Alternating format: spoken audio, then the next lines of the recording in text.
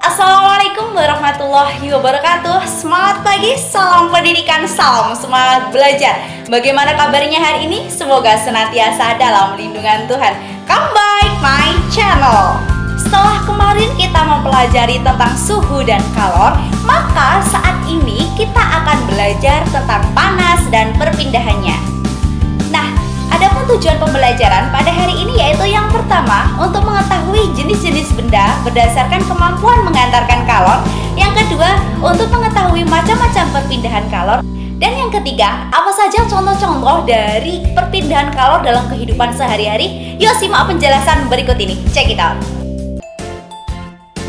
Oke teman-teman, sebelum kita mengetahui apa saja macam-macam perpindahan kalor, alangkah baiknya kita harus memahami dan mengetahui prinsip perpindahan kalor. Nah teman-teman, prinsip perpindahan kalor yaitu besar kalor yang dilepaskan sama dengan kalor yang diterima. Nah teman-teman, benda yang melepaskan kalor adalah benda yang bersuhu lebih tinggi. Sedangkan benda yang menerima kalor adalah benda yang bersuhu lebih rendah.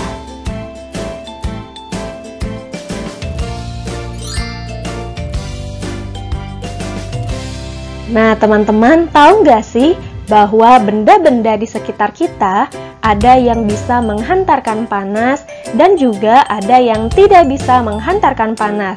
Nah, teman-teman, berikut adalah jenis benda berdasarkan kemampuan menghantarkan kalor atau panasnya, terbagi menjadi dua, yaitu ada konduktor dan isolator. Nah teman-teman, konduktor adalah benda yang dapat menghantarkan kalor atau panas dengan baik, contohnya besi dan aluminium. Sedangkan isolator merupakan benda yang tidak dapat menghantarkan kalor dengan baik, contohnya kain dan kayu.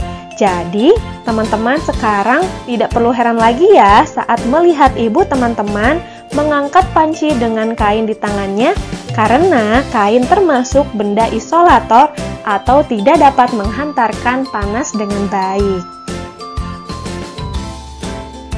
Selanjutnya, pernahkah teman-teman merasa bingung kenapa saat sendok dimasukkan ke dalam air panas, sendok ikut menjadi panas?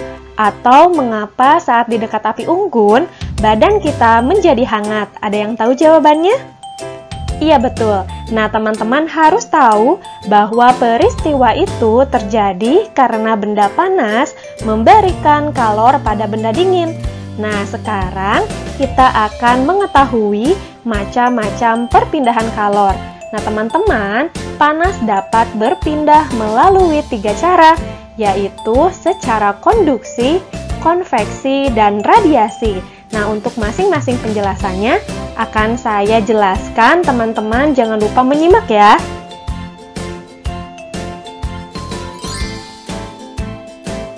Oke teman-teman, macam-macam perpindahan kalor atau panas yang pertama, yaitu secara konduksi atau hantaran. Nah teman-teman, konduksi adalah perpindahan panas melalui zat padat yang tidak ikut mengalami perpindahan. Artinya, perpindahan kalor pada suatu zat tersebut tidak disertai dengan perpindahan partikel-partikelnya. Nah, teman-teman, berikut adalah contoh perpindahan panas secara konduksi. Contoh yang pertama, yaitu benda yang terbuat dari logam akan terasa hangat atau panas jika ujung benda dipanaskan. Misalnya ketika memegang kembang api yang sedang dibakar. Kemudian contoh selanjutnya yaitu knalpot motor menjadi panas saat mesin dihidupkan. Contoh yang ketiga, tutup panci menjadi panas saat dipakai untuk menutup rebusan air. Dan contoh yang keempat yaitu sendok besi yang ikut panas setelah digunakan untuk mengaduk teh panas.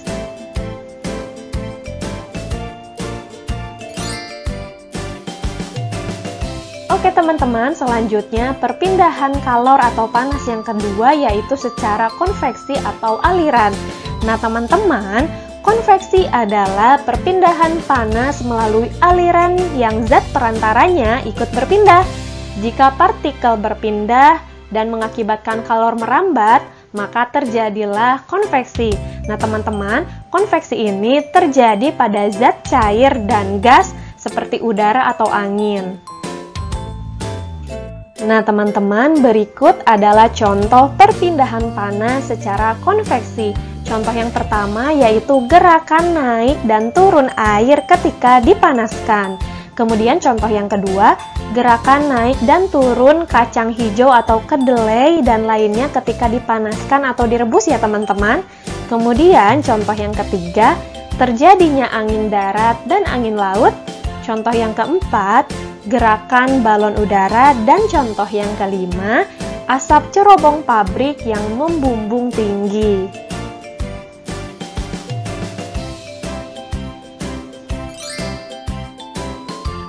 Oke, selanjutnya perpindahan kalor atau panas yang ketiga yaitu secara radiasi atau pancaran. Nah, teman-teman, radiasi adalah perpindahan panas tanpa zat perantara. Artinya langsung ya teman-teman, radiasi biasanya disertai cahaya.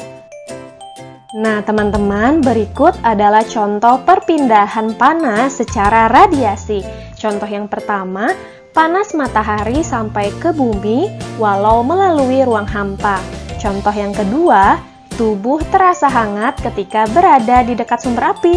Kemudian contoh yang ketiga, menetaskan telur unggas dengan lampu. Dan contoh yang keempat, pakaian menjadi kering ketika dijemur di bawah terik matahari.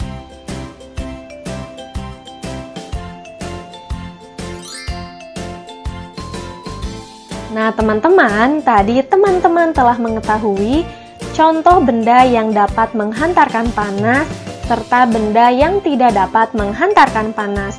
Selain itu juga teman-teman mengetahui macam-macam perpindahan kalor atau panas secara konduksi, konveksi, dan radiasi beserta contohnya masing-masing. Jadi dari pembelajaran kita kali ini dapat kita simpulkan bahwa perpindahan panas terjadi karena adanya perbedaan suhu antara beberapa bagian yang terhubung. Panas berpindah dari benda yang bersuhu dingin ke benda yang bersuhu lebih rendah.